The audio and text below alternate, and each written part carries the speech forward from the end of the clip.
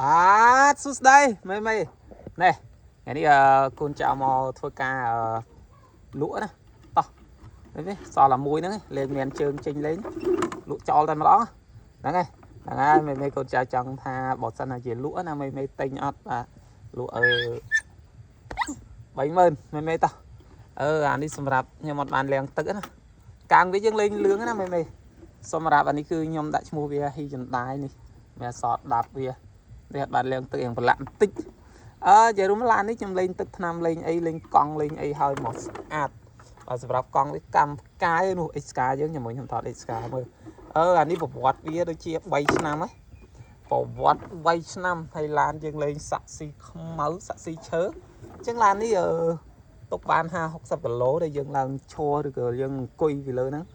គឺអត់បាក់ទេអញ្ចឹងទឹកថ្នាំនេះទឹកថ្នាំកតាំងវានេះខ្ញុំថាទៅទិញលឿងទៅប៉ះជាមួយនឹងដូចជាពណ៌ឆ្លាទុំនេះឆ្លាទុំហើយក៏ពណ៌លោកទៅប៉ះអាហ្នឹងមកឲ្យអត់ស្អាតអីបន្តិចហើយសម្រាប់នេះខ្ញុំថាទិញខៀវទឹកប៊ិចទៅប៉ះពណ៌រៀងទៅយោមិនដល់កអ្នកទិញទឹកថ្នាំទិញអត់ត្រូវគ្នាយ៉ាងម៉េចឥឡូវនេះមេប្រវត្តិ XK នេះឥឡូវ Vivo Volvo របស់យើងនេះកាលពីមុនយើងដឹងស្រាប់ហើយសម្រាប់អានេះគឺខ្ញុំលេងអស់ច្រើនមែនទែនឥឡូវវាបាក់ខ្ទេចបាក់ខ្ទីហើយ Volvo របស់យើង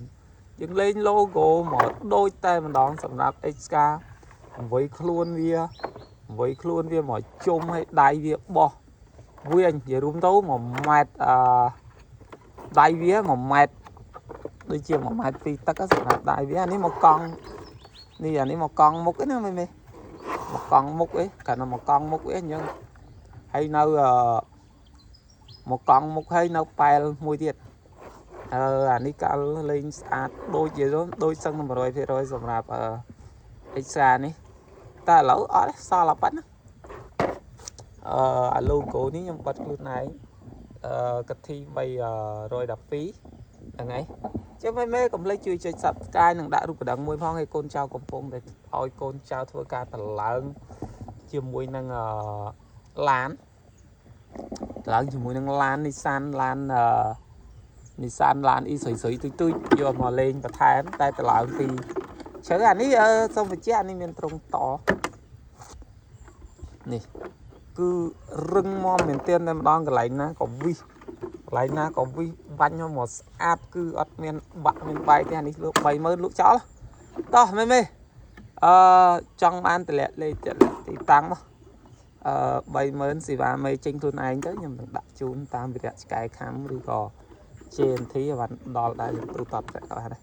អរគុណណាមេដែលចូលមកទស្សនាជាមួយនឹងធីមឡានដឹកដីកែច្នៃបាទពីមុនគឺមានច្រើនមែនទែនដូចខ្ញុំដាក់រូបនៅខាងមុខវីដេអូអញ្ចឹងគឺមានច្រើនបាទសម្រាប់ធីមរបស់ខ្ញុំផងដែរអរគុណជួបគ្នានៅវីដេអូក្រោយ